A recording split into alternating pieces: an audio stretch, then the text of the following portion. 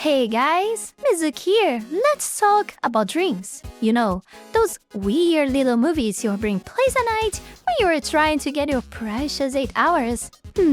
Assuming you actually sleep and aren't doom scrolling till 3 a.m. like, someone that I know. So apparently, there are people out there, scientists even, who think dreams are just your brain firing off neurons randomly like some kind of chaotic fireworks show. But before we go any further, I want to take this brief moment here to thank you all my patrons that support my work here on YouTube. And especially my Three-Tailed Fox Tier members, Heath Rowell and Fenny Sylvy, for the incredible support to my work. You guys are amazing. You can support this channel life and growth with just $5 a month and gain access to many perks. This is less than a burrito. Check out my Patreon, link is in the description below. Excuse me, random? Are you kidding me? Have you seen my dreams? They are basically cinematic masterpieces with better plot twists than half the shows on streaming service today. Dreams have structure, they have meaning, and they sure as heck aren't just mental static. I mean, have you ever looked at TV static before? It's a mess, pure chaos. But dreams? Oh, dreams have layers, they have arcs, they have "oh no, I'm late to an exam for a class I never took before" moments. That's storytelling, my friend. And listen, if dreams were just random noise, how come people have these perfectly coherent, smooth quality dreams? You know, the ones where you're a secret agent trying to defuse a bomb with a spoon, and somehow it all makes perfect sense. That's not randomness, that's a plot. If anything, my brain deserves an Oscar for how immersive these dreams can get. I don't buy the whole random firing theory for a second. It's like saying your favorite RPG just wrote itself by accident. Nah, there is something deeper going on, and I'm here to take dreams seriously. Think about it.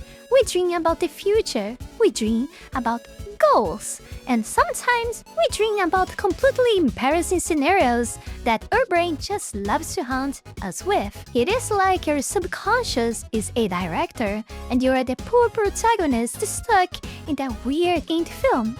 But you know what's really wild? Dreams can totally shape reality. Like, people dream up success and go out there and crush it. Or, on the flip side, they dream about revenge and spiral into full-on villain arcs.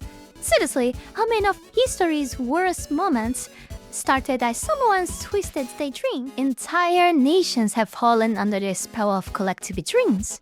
Take Nazi Germany. Yeah, I know have stuff, but that was basically an entire country caught up in the world's most dangerous shared delusion. Same thing with the Soviet Union and China.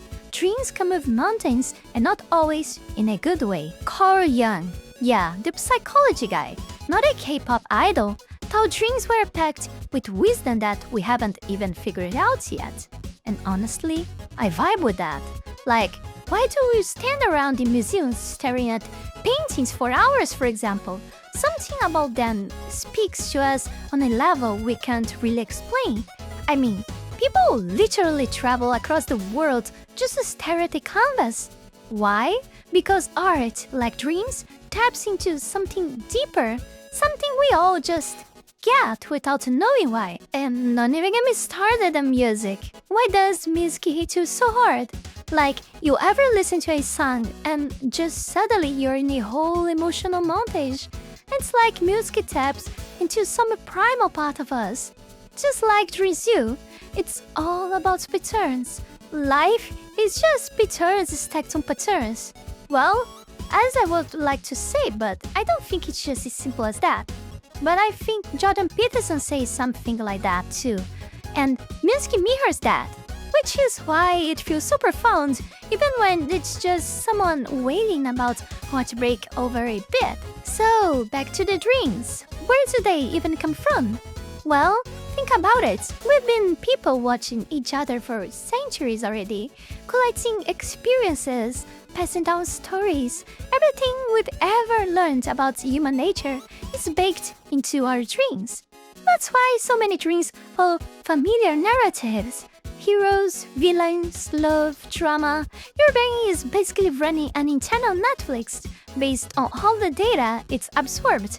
At least, this is the conclusion that I came up with. But don't worry, I'm just another random fox girl saying random stuff on the internet. Why bother? But back at it again. These patterns, these stories, they've been with us forever.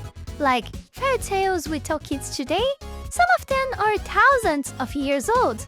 People have been dreaming the same dreams, living the same struggles for ages at this point. Even those old biblical stories, whether you're into them or not, are like the ultimate OG storytelling.